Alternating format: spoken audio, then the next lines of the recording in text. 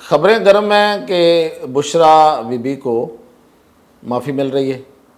इसमें कितनी हकीकत है और क्या इमरान खान इस पे मान गए? इस ऐसे किसी डीलिंग पे, ऐसे किसी डील पे मान गए? और दूसरी बात ये कि आज सुप्रीम कोर्ट ने फ़ैसला महफूज किया है मखसूस नशिस्तों वाला। और मखसूस नशिस्तें अहम क्यों हैं और ये फ़ैसला मुमकिन तौर पे क्या हो सकता है, इस पे हम आज बात करते हैं। तो जहाँ तक बुशरा बीबी की बात है, तो बुशरा बीबी ने नो डाउट ऑफ़र की थी, किसी के हाथ पैगाम पहुँचाया था, कोई रिटायर्ड अफसर हैं उनके ज़रिए ये पैगाम पहुँचाया गया कि अगर मुझे जेल से रिहाई दिला दी जाए ज़ाहिर है ज़मानत पे, तो उनके लिए कुछ ना कुछ वो कर सकें। तो उस पे फिर गौर किया गया और जवाबन उनको पूछा गया कि आप क्या कर सकेंगी। तो उन्होंने कहा कि जो मेरे बस में हुआ मैं वो करूँगी।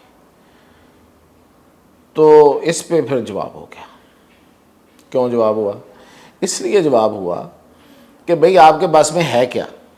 मैंने इससे पहले दो बीला तीसरा जो इससे पहले आपने सुना होगा, तो उसमें मैंने कहा था कि बुशरा बीबी जो हैं वो इमरान खान से, जब आपको याद होगा कि खबर आई थी कि 1.5 घंटा नाराज़ रहीं और नैब वाले उनसे कुछ पूछना चाह रहे थे और वो उनको बताना नहीं चाह रही थी और इमरान खान ने इंटरफेयर किया और उन्हें मनाने की कोशिश की, तो इमरान खान की भी बात उन्होंने नहीं मानी।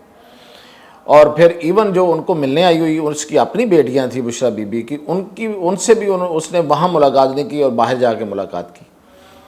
तो इसकी वजह क्या थी? इसकी वजह ये थी कि उनको उस वक्त ये वो बहस चल रही थी इमरान खान के साथ कि देखें आपकी बहनें मेरे ख़िलाफ़ क्या कर रही हैं, आपके बहनों के जो इर्द गिर्द कुछ लीडरशिप है पार्टी की, वो मेरे ख़िलाफ़ क्या बातें कर रही हैं और क्या काम कर रहे हैं, किस तरह की ख़बरें वो फीड करवा रहे हैं मेरे हवाले से। और दूसरी बात यह है कि मैं आपकी तरह जितनी तकलीफ़ें आप उठा रहे हैं सम वट उतनी ही मैं ही उठा रही हूँ। मैं भी जेल में हूँ और मैं औरत होने के बावजूद मैं जेल में हूँ और मेरे ज़ाहिर है कि कुछ और इश्यूज़ भी हैं जो कि मेडिकल इश्यूज़ हैं, वो उन्होंने ज़ाहिर है दोनों मियाँ बीवी को पता है कि हैं। तो इसके बावजूद मैं इधर हूँ और मुझे किन नफलों का सवाब है, यानी कि ना पार्टी मेरी, ना मेरे पास कुछ और चीज़, और ये कि मेरी कोई बात नहीं मानेगा, मैं पार्टी में कोई बात करती हूँ तो वो कोई नहीं मानता और उल्टा मेरे ख़िलाफ़ साजिशें होती। तो ये बहस थी।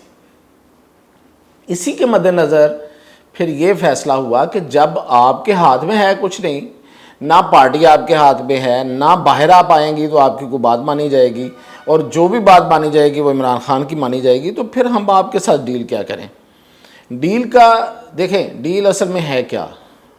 वो ये है कि फ़र्स्ट ऑफ ऑल रियलाइजेशन कि हमने गलत किया, 9 मई का हमसे गलती हुई, ये इतराफ़, ये बहुत बड़ी बात है अगर वो इतराफ़ करें। और फिर उस पर माफ़ी मांगना, और वो ये भी कि कौम से माफ़ी मांगना, ये नहीं है कि कहीं खुफिया माफ़ी मांगना। सो फार जो चीज़ें हैं बाद में तब्दील हो जाएं तो मैं ज़िम्मा नहीं लेता, लेकिन अब तक ये है कि पहले एतराफ़ गुनाह करें उनके मुताबिक और फिर उस पर माफ़ी मांगें पब्लिकली। तो इस पर तो इमरान खान राज़ी नहीं है, तो बुशरा बीबी किस तरह राज़ी कर सकती हैं? एक सोच आई थी, बीच में मशवरा दिया गया कि देखें अगर बुशरा बीबी ये काम तो नहीं कर सकती, लेकिन उनसे एक काम तो वो शायद कर सकेंगे, वो पार्टी में उनकी वजह से कोई हमें सहूलत मिल जाए, यानी कि समझ गए हैं ना कि पार्टी तकसीम होगी और उससे ये है कि इनकी स्ट्रेंथ कम हो जाएगी। तो काम वैसे ही हो रहा है, बुशरा बीबी को बाहर निकालने से ही हो रहा है। और फिर ये कि उस पर भी फिर कुछ स्टडी सामने आई तो उन्होंने कहा कि शायद बुशरा बीबी जो हैं वो इतना बड़ा डिवीज़न नहीं क्रिएट कर सकेंगी पार्टी के अंदर जितना कोई किसी ने कहा था कि हो जाएगा और उससे बड़ा फ़ायदा होगा। तो ये इंजीनियरिंग होती है, आप पता है आप लोगों को सब के ये किस तरह से पार्टियों को तोड़ा और बनाया और चलाया जाता है। जिस तरह तहरीक इंसाफ बनी थी उसी तरह उसको तोड़ने की कोशिश है। इससे पहले आपको पता है मुस्लिम लीग नून कैसे बनी थी, जो लीग जो है वो जब पाकिस्तान मुस्लिम लीग बनी थी तो उसमें से नवाज शरीफ अलहदा हो गए थे, तो फिर नून लीग बन गई, फिर नवाज शरीफ के साथ भी बड़ा कुछ हुआ। तो ऐसा तो फिर जाहिर है कि ये चलता है। जो चीज़ें बनाई होती हैं, एक होता है नेचुरल कोई चीज़ बनना, तो एक होती है बनाई होती है। तो बनाई हुई चीज़ों की उखाड़ पछाड़ तो फिर बनाने वाले ने करनी होती है ना। तो ये एक कंसिडरेशन थी, उसको भी रिजेक्ट कर दिया गया। और अब ये है कि बुशरा बीबी की फ़िलहाल उसके साथ कोई डील नहीं है।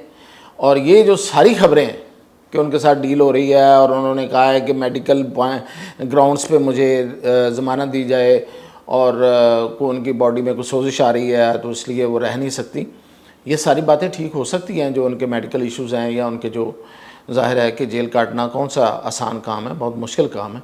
लेकिन ये डील की खबरें फ़िलहाल इसमें कोई सदाकत नहीं है। जहाँ तक रह गई सुप्रीम कोर्ट, तो सुप्रीम कोर्ट ने आज मखसूस नशिस्तों का जो केस है उसमें फ़ैसला महफूज किया है।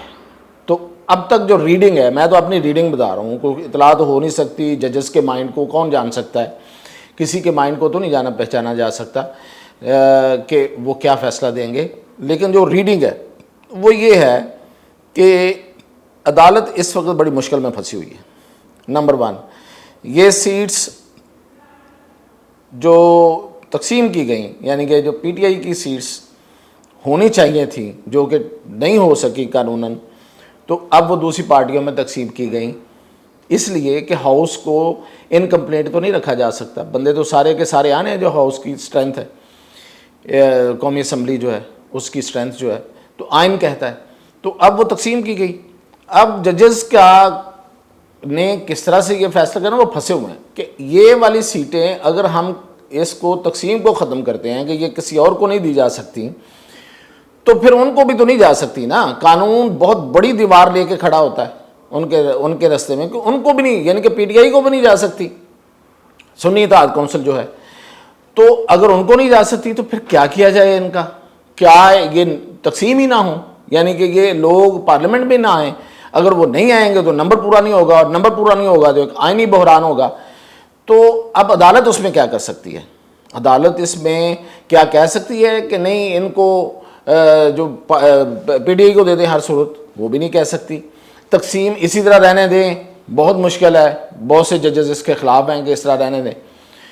तो जो ऑप्शंस सामने आ रहे हैं वो ये हैं कि 13 जजेस में से शायद, मैं तो रीडिंग की बात कर रहा हूँ, कि 7 जजेस ये फैसला दें कि ये जो सीट्स हैं इनका मामला पार्लियामेंट पे छोड़ दिया जाए और पार्लियामेंट को कहा जाए, यानी कि अक्सरियत होगी, अगर ये इस तरह से आता है तो ये अक्सरियती फैसला होगा, और पार्लियामेंट को कहा जाए, उसको डायरेक्शन दी जाए कि आप इस पे कानून साजी करें, यानी कि आइनी तरमीम लाएं और इसका हल निकालें।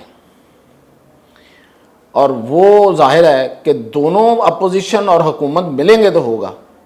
तो अब ये अदालत अगर डायरेक्शन देती है तो फिर तो हो जाएगा, अदरवाइज़ तो नहीं हो सकता। लेकिन फिर भी उसमें यह है कि हुकूमत अपने मुताबिक चाहेगी तो ये मामला फिर तूल खींचेगा। इस लिहाज से मेरा नहीं ख्याल कि पार्लियामेंट को टाइम बाइंडिंग की जा सकती है, उस पर टाइम बाउंड किया जा सकता है कि इतने अरसे में आप करें और हर सूरत करें। वो डायरेक्शन तो दे सकते हैं कि ये चूँकि एक बहुत बड़ा आइनी मसला है तो उसको हल करें, लेकिन ये नहीं हो सकता कि आप 1 महीने में हल करें।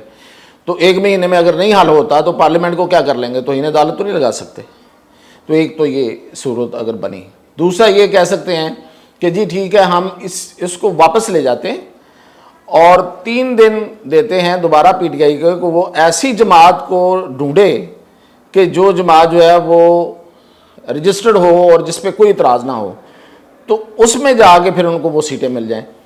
तो इस पे भी अगर फ़ैसला ये आया तो शायद अक्सरियती फ़ैसला ये नहीं होगा, अक़लियती फ़ैसला ये हो सकता है।